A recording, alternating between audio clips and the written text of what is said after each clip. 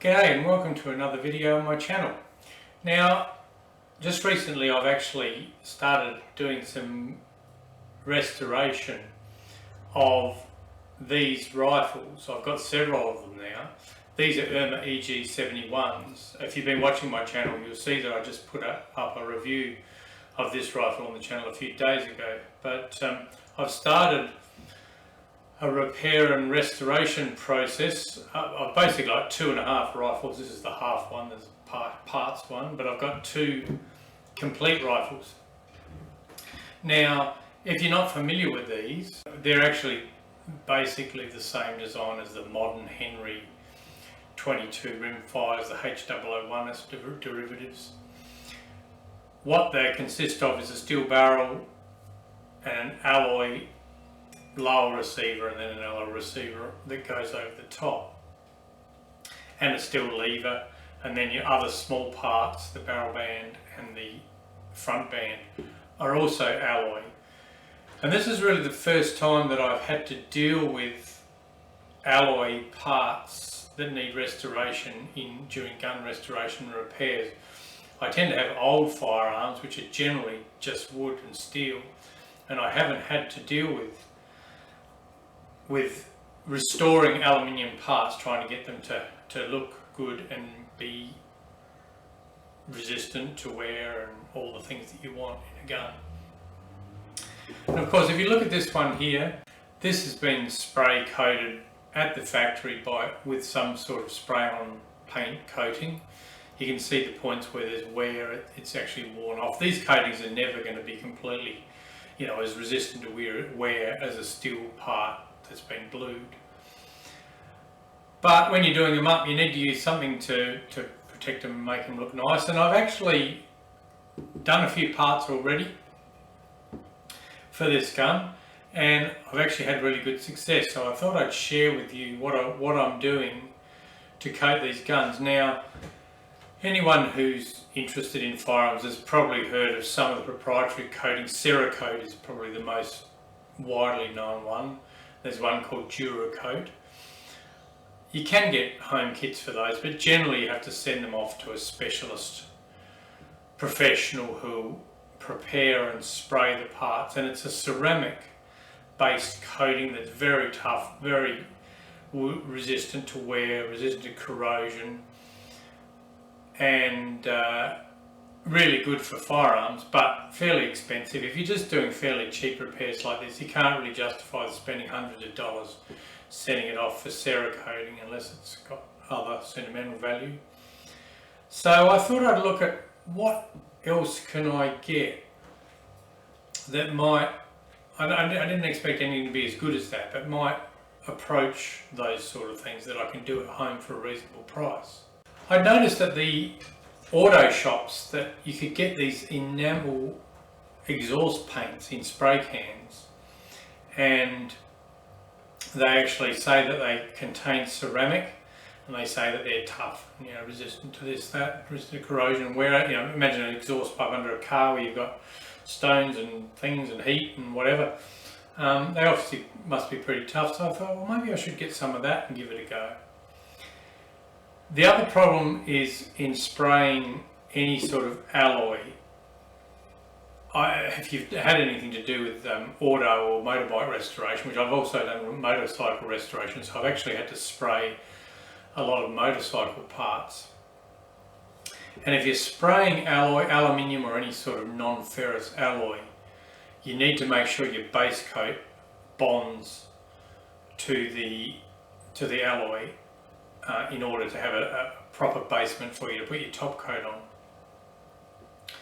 So in motorcycles, I've always used etch primer. Now, what etch primer is, it's a grey primer paint which has a chemical. I think it's got acids in it. It has a chemical process that when you spray it on, you get your aluminium fairly clean and shiny as you can. When you spray it on, it actually etches. It actually bonds to that metal in the alloy and sticks your primer to it. And then once the primer is dry, you can put your top coat over. The top coat will stick to the primer, and then you'll have a good bonding of the coat to the alloy. Now, the ceramic paint that I'm using is actually an oven dry or an oven cure paint. So you paint it on dryer and then you put it in the oven at, I can't remember the exact, about 300 degrees I think, Celsius. And you put it in there and turn the oven on and let it heat up and cook it for an hour and turn it off, and that'll make the paint go hard. I wasn't sure whether the etch primer would be able to handle that sort of heat, so I did some small parts first and it was really successful. The etch primer was not a problem.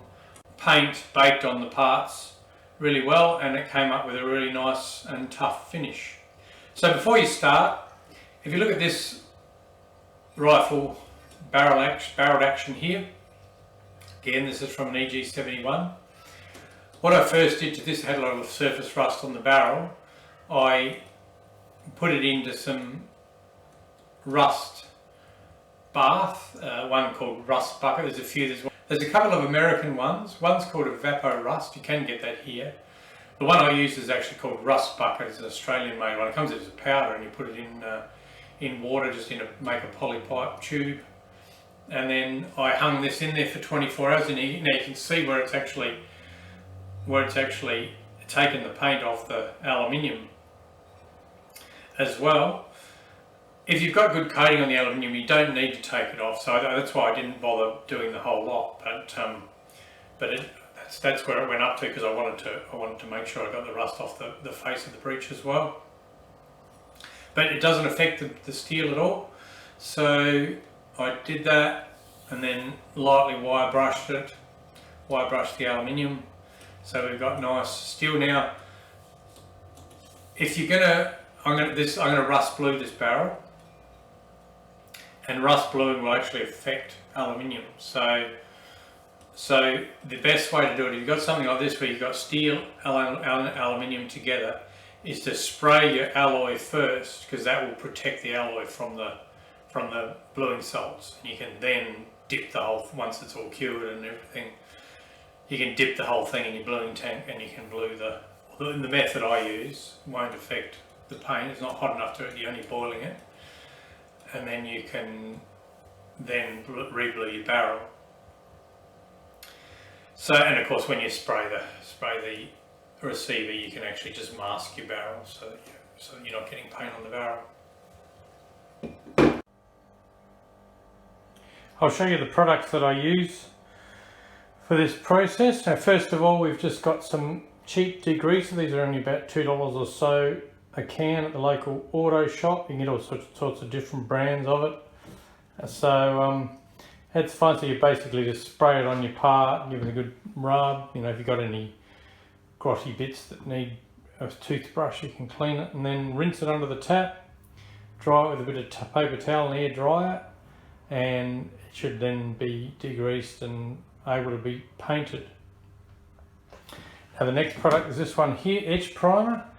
The brand probably doesn't matter, you know, obviously get a reasonable quality one. You should be able to get this at any paint shop. Let's just read what it says on the back here. One packet epoxy etch primer with excellent adhesion and anti-corrosion properties. Suitable for most metals including mild steel, brass, copper, lead, stainless steel, zinc, anneal, chrome, aluminium and galvanised iron. May be left uncoated for up to 3 months before application of a top coat.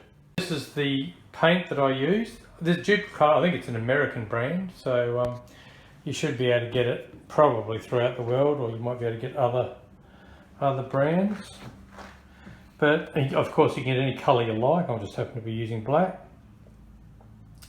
So yeah, so if we look at the instructions on this one, so you spray a temperature between 15 and 30 degrees. Place the coated article in an oven or curing chamber.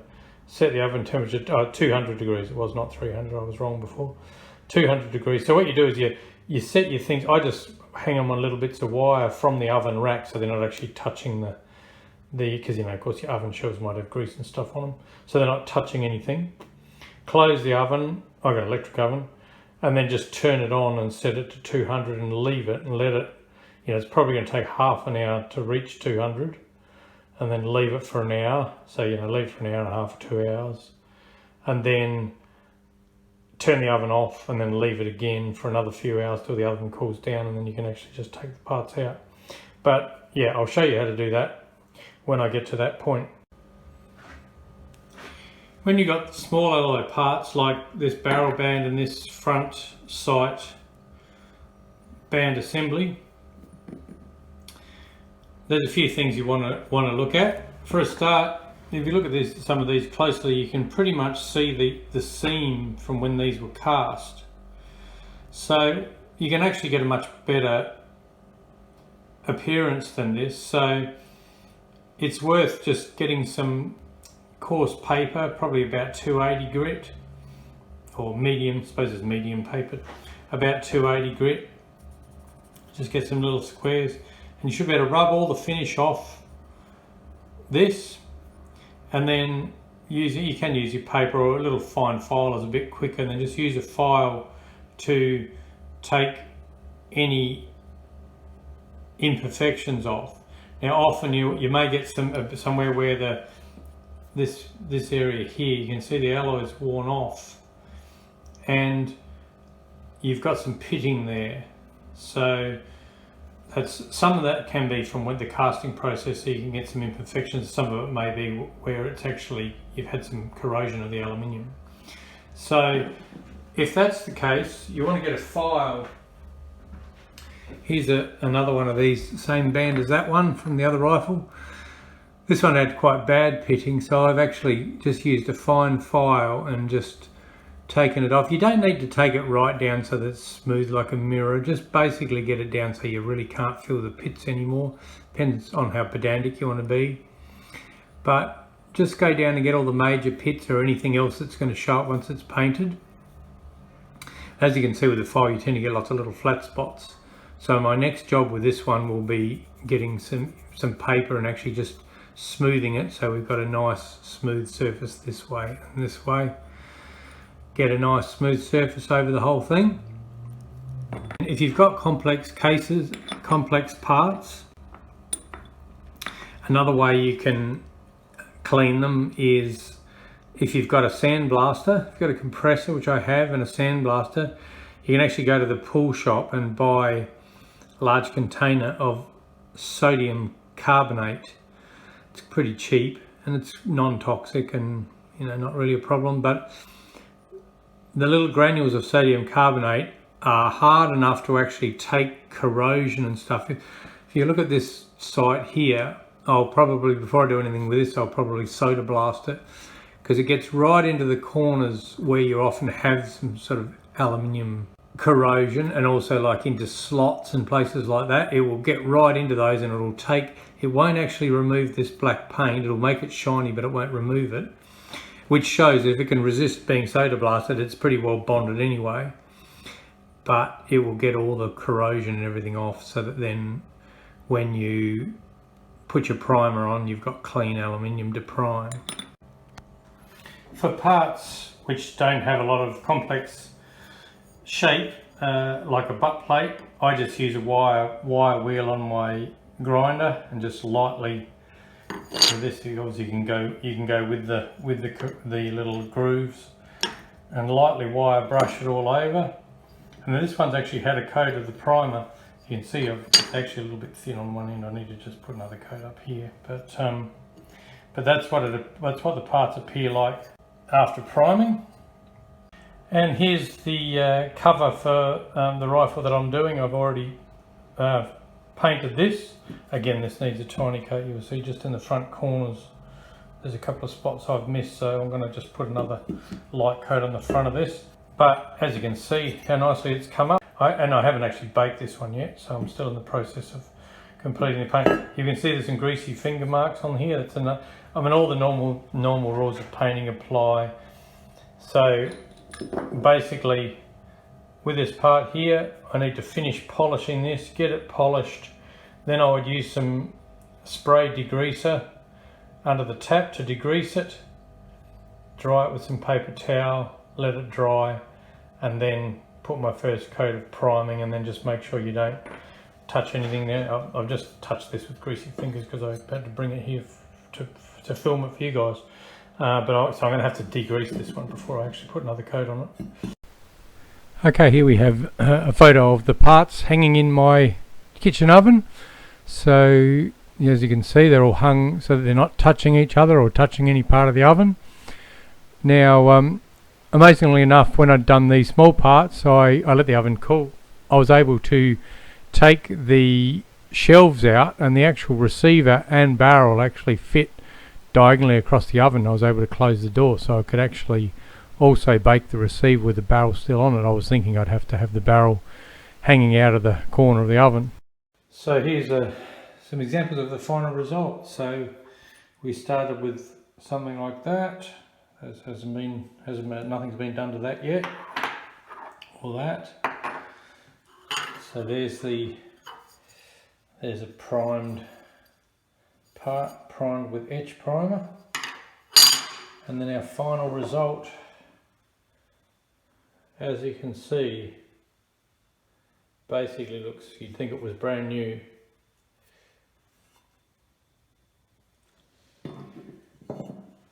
So now it's just a matter of putting the firearm back together again, and it'll look brand new. I've completed spraying all my parts, baking, finishing them, and I've reassembled the rifle now. And as you can see, it's actually come up fairly nicely. I've got my other urn which hasn't yet been restored here, so just to show you the kind of before and after, because that other one looked exactly just like this one before. So what I'll do now is I'll just do a bit of a close-up and just show you the comparison of the parts.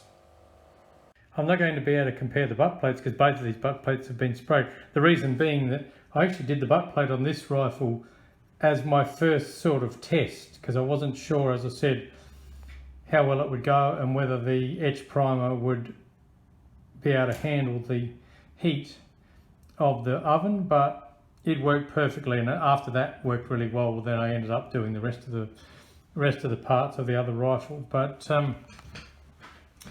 anyway, let's have a look. So as you can see, these rifles, typically every one of these I've ever seen is the same, just from general wear, all the bits that stick out a bit, or where the hand's been cradling the rifle here, the black is worn off, and just general scratches all over it.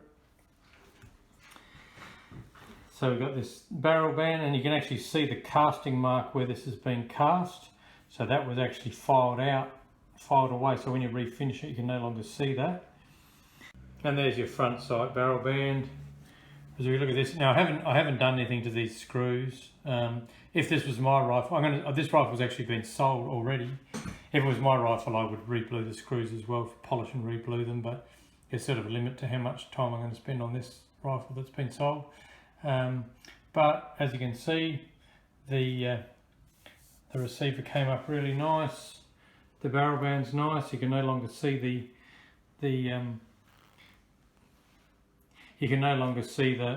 casting marks, and the front sight. I haven't been able to find a sight hood for this rifle, so it's missing one at the moment.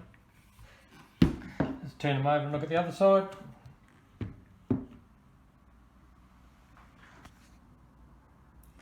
There we go, so the difference in that side. This has also been hot blued, this lever, so that makes it look a bit nicer as well. There's the barrel band, it's got a bit of oil on it. And the front one. One thing that I've realised that I've been saying is, I've been mentioning throughout this whole video, when you're spraying aluminium or alloy parts, you can use this method. One thing I should mention is that there's no reason this method can't be used for steel parts. I just tend to have, when I do older steel firearms, I tend to just refinish the metal and re-blue it. But if you haven't got the facilities to re-blue and you've got a firearm that would probably look alright this way, there's no reason why you can't use this method for steel receivers and steel parts. You don't actually need etch primer for steel. Etch primer is specifically designed for alloy and aluminium and non-ferrous metals, reactive sort of metals. you can just use normal steel primer. But if you just happen to have etched primer, you can use etched primer on steel, no problem. I've done that plenty of times. So if you want to just have one type of primer so that you can do alloy parts and steel parts, just get etched primer and that's fine. If you enjoyed this type of content, please push the like button and feel free to subscribe to my channel. And until next time, thanks for watching.